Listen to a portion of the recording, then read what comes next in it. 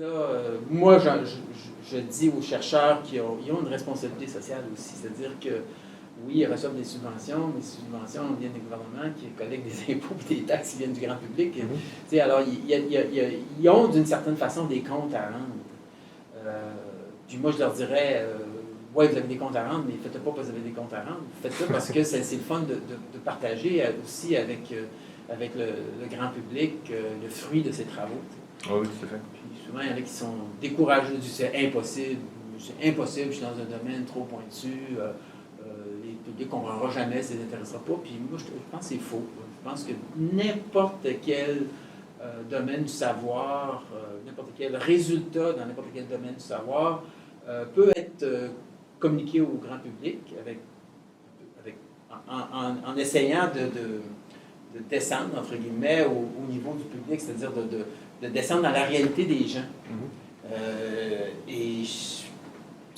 Moi, j'essaie de le faire avec un domaine qui n'est pas facile, les mathématiques, qui peuvent être très abstraits. C'est ça qui est difficile en mathématiques, c'est que c'est abstrait.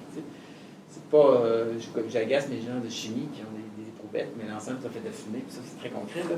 Mais bon, je banalise ça un petit peu, mais je les agace avec ça. En mathématiques, ben, c'est sûr qu'il y a des concepts assez abstraits qui peuvent être parfois difficiles à expliquer, mais peu importe la découverte mathématique, il y a toujours une ou quelques idées clés derrière.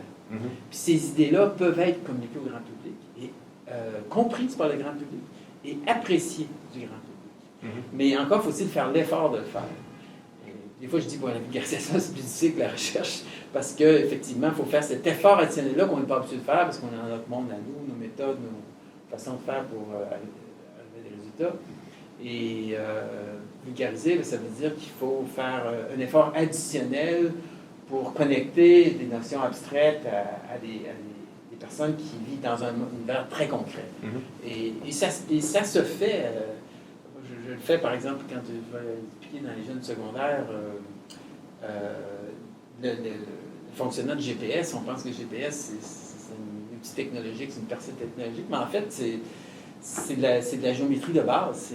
Si on réussit à trouver la position de quelqu'un sur Terre à quelques mètres près, c'est tout simplement parce que cette position-là, c'est l'intersection de trois sphères. Les gens vont comprendre que quand tu fais l'intersection de trois sphères, bien, il y a 2 points de rencontre. Quand tu fais l'intersection de 2 sphères, il y a un cercle de rencontre. Si tu fais l'intersection de 3 sphères, on peut voir que donc il y a 3 cercles. Les 3 cercles, mais dans le fond, ils se rencontrent en 2 points possibles. Puis il y a un point qu'il faut éliminer, puis l'autre, c'est la position où on est sur Terre. Alors, visuellement, on peut expliquer ça de façon assez simple à des jeunes secondaires qui n'ont pas fait de la géométrie avancée, qui n'ont pas fait de mathématiques très avancées. Puis au grand public aussi.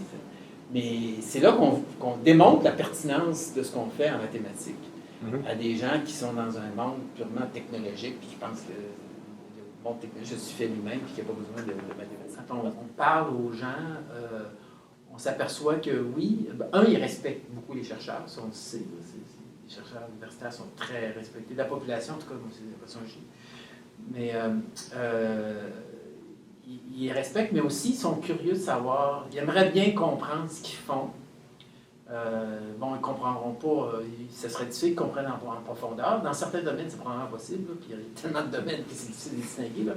Mais très souvent, ils ne pourront pas comprendre en profondeur, mais je pense qu'ils seraient capables de comprendre les motivations, les grandes idées derrière les recherches, les conclusions, la pertinence des conclusions, les applications de ces conclusions-là.